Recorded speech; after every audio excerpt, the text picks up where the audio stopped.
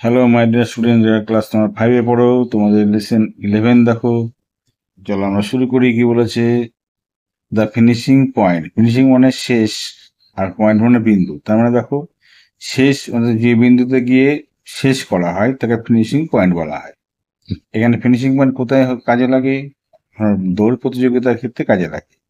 চলো আমরা টেক্সটে কি পড়ি। চলো আমরা টেক্সটে কি আছে দেখে নিই আমরা।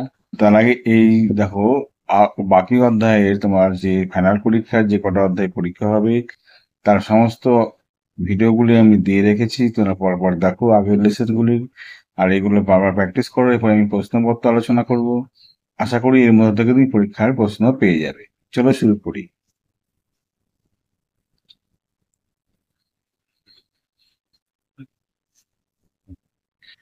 Razia has been awarded a prize in annual sports of her school. তার মানে কি, Razia has been awarded a prize, একটা প্রাইজে পুরস্কারে পুরস্কৃত করা হয়েছে রাজিয়াকে in the annual sports of our school. তার স্কুলের যে বাৎসরিক ক্রীড়া প্রতিযোগিতা হয় সেই ক্রীড়া প্রতিযোগিতায় তাকে কি করা হয়েছে? পুরস্কৃত করা হয়েছে। The prize is a book. The prize is a book. এই প্রাইজটা কি ছিল? একটা বই সম্বন্ধে। অন ইন্ডিয়ান অ্যাথলেটস, অর্থাৎ ভারতবর্ষের যে অ্যাথলেট ক্রীড়াবিদ যারা আছে তাদেরকে সম্পর্কে বলা হয়েছে। অ্যাথলেটস মানে কাদের বলা হয়? যে ক্রীড়াবিদ যাদের। অ্যাথলেটস মানে কি? ইন্ডিয়ান অ্যাথলেটস বলতে বোঝায় ভারতীয় যে ক্রীড়াবিদ যারা রয়েছেন তাদের সম্বন্ধে এই বইটা বলা হয়েছে। তাহলে কি দেখো, the prize is a book. এই বই পুরস্কারটা হলো একটা বই। কার উপরে? অন ইন্ডিয়ান অ্যাথলেটস, ভারতীয় ক্রীড়াবিদদের, মানে ভারতীয় যে ক্রীড়াবিদ যারা রয়েছেন তাদেরকে কেন্দ্র করে এই বইটা লেখা হয়েছিল। This book contain a chapter on the life of PT Usha. অর্থাৎ এই বইটার কন্টেন্ট মানে কি, মূল বিষয়বস্তু।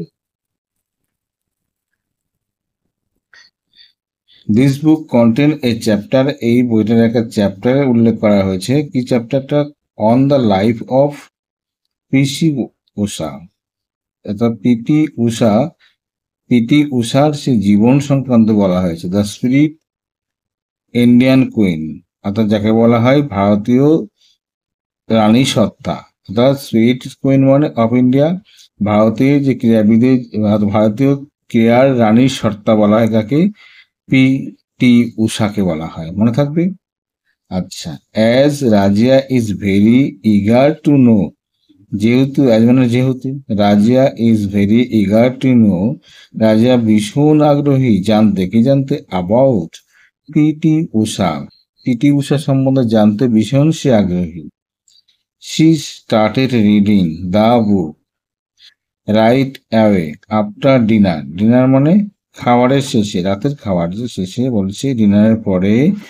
কি বলছে দেখো, as Razia is very eager to know, Razia যেহেতু জানতে খুব আগ্রহী অ্যাবাউট পিটি উষা, পিটি উষা সম্পর্কে। শি স্টার্টেড, সে শুরু করেছিল রিডিং, পড়া। তা বুক, ওই বইটা পড়তে শুরু করেছিল। রাইট অ্যাওয়ে, ঠিক একদম শুরু থেকে শেষ পর্যন্ত। আফটার ডিনার, তার খাওয়ারের শেষে, রাতের খাওয়ারের শেষে। পিলাভুলা কান্দি, পিলাভুলা কান্দি কে পারাম্বিল, অর্থাৎ পিলাভুলা কান্দি থেকে পারাম্বিল উষা, জেনারেলি নোন অ্যাজ পিটি উষা। পিটি উষা তার আসল নাম কি হলো? পিলাভুলা কান্দি থেকে পারাম্বিল উষা, generally known as PT Usha. অর্থাৎ পিলাভুলা কান্দি থেকে পারাম্বিল উষা, এটা হলো তার মূল নাম, প্রধান নাম। জেনারেলি বিশেষভাবে নন, যেটা পরিচিত অ্যাজ পিটি উষা নামে পরিচিত। ইজ ইন্ডিড, সত্যি, the most famous and successful female athlete from India. অর্থাৎ সবচেয়ে ভারতবর্ষে যে মহিলা অ্যাথলেট ক্রীড়াবিদ রয়েছে তাদের মধ্যে সাফল্যজনিত এবং বিখ্যাত মহিলাদের মধ্যে অন্যতম হল পিটি উষা। হার এক্সট্রাঅর্ডিনারি পারফরমেন্স, তার বিশেষ পারফরমেন্স মানে ক্রিয়াদক্ষতা কোথায়, অ্যাট দ্য ট্র্যাক মানে সেই রান করার যে ট্র্যাক বা রাস্তা, সেই রাস্তা বা দৌড় করার যে রাস্তা, সেই রাস্তাতে আন উষা, যা অর্থাৎ তার extraordinary performance at track, run প্রতিযোগিতা করার যে ট্র্যাক বা রাস্তা, সেই রাস্তা আন উষা, উষাকে এনে দিয়েছিল টাইটেল মানে একটা শিরোনাম। কি শিরোনাম? লাইক, এই শিরোনামটা কি? The queen of Indian running, অর্থাৎ ভারতবর্ষের ছুটন্ত বা ইন্ডিয়ান রানিং ট্র্যাক, অর্থাৎ ভারতবর্ষের ছুটন্ত বা দৌড় প্রতিযোগিতার রানী বলার, প্রতিযোগিতার রানী বলা হচ্ছে কাকে? PT Usha. And Payyoli Express, অর্থাৎ তার আরেকটা কাকে বলা, আর কি বলা হচ্ছে তাকে? পাউলি এক্সপ্রেস তাকে নাম দেওয়া হয়েছে। PT Usha was born on 27th June. PT Usha জন্মেছিল 27শে জুন। বলছে PT Usha was born in 27th June 1964 at Payyoli. Payyoli নামে বলছে একটা গ্রামে 27শে জুন 1964 সালে তার জন্ম হয়। এ ভিলেজ, পাউলি কি ছিল? একটা গ্রামের নাম। In the Paoli district of Kerala, কেরালার পাউলি নামক যে ডিস্ট্রিক্ট বা জেলা, সেই জেলাতে একটা গ্রামে তার জন্ম হয়েছিল। Though Usha was affected by, though PT Usha affected by ill health in her early childhood, তার শৈশব বয়সে, ইল হেলথ বলতে বোঝায় খুব অসুস্থতায় ভুগত ছিল পিটি উষা। পিটি উষা কি করতো ছোট বয়সে, মানে আর্লি চাইল্ডহুড, প্রথম বয়সে, ছোট বয়সে সে অ্যাফেক্টেড, বিশেষভাবে ক্ষতিগ্রস্ত হয়েছিল, ভুগেছিল বাই ইল হেলথ, অর্থাৎ দুর্বল স্বাস্থ্যের জন্য বা দুর্বল স্বাস্থ্যের জন্য সে ছোট্ট বয়সে ভীষণভাবে সে কি করেছিল? ভুগেছিল।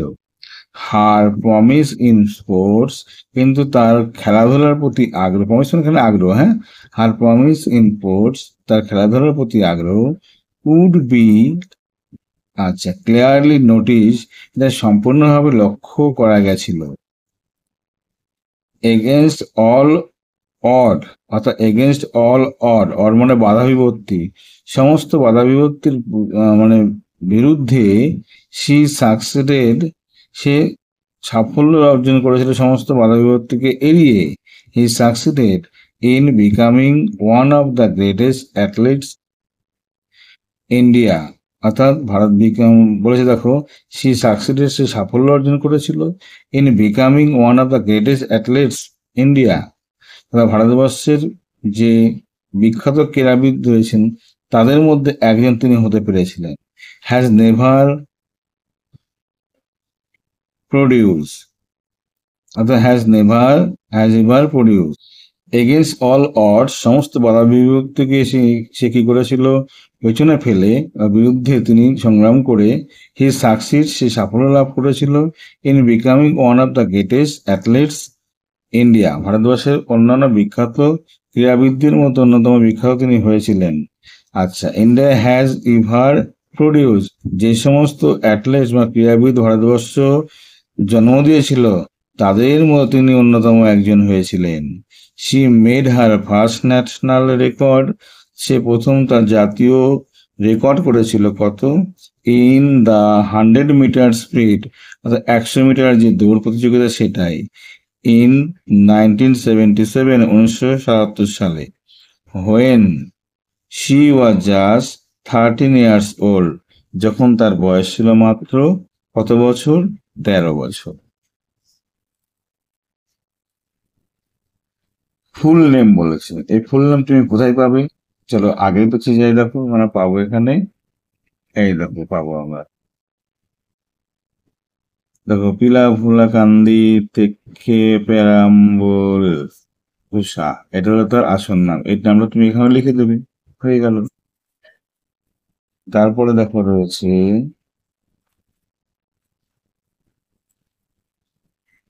ডেট অফ বার্থ বলে, ডেট অফ বার্থ কি লিখবে? এই যেটা লিখে, date of birth, was born on 27 June 1964, উত্তর হয়ে গেল, মানে এখান থেকে এটুকু লিখে হয়ে গেল উত্তর। প্লেস অফ বার্থ, কোথায় জন্মেছিল তুমি লিখবে কি দেখো, at Paoli, a village in the Paoli district of Kerala. এটুকু লিখে দেবে। ঠিক আছে, আমি আর লিখে দিলাম না, এখান থেকে এটুকু তুমি লিখে দেবে। বই দেখে দেখি। আচ্ছা, ফার্স্ট রেকর্ড, প্রথম রেকর্ড কত সালে বলেছিল দেখো, ফার্স্ট রেকর্ড দেখো, সি মেড ফার্স্ট রেকর্ড, এখান থেকে লিখবে ইন 100 মিটার স্পিড ইন 1977। ঠিক আছে, when she was just 13 years old। ব্যাস লিখে দিলে এইটুকু হয়ে গেল। অ্যাক্টিভিটি 2 কি বলেছে দেখো, হু ওয়াজ কুইন অফ ইন্ডিয়ান ট্র্যাক, কাকে বলা হয় দৌড় প্রতিযোগিতার রানী, কাকে বলা হয়, এই হুর জায়গা লিখে দেবে পিটি উষা, এখানে পি টি উষা,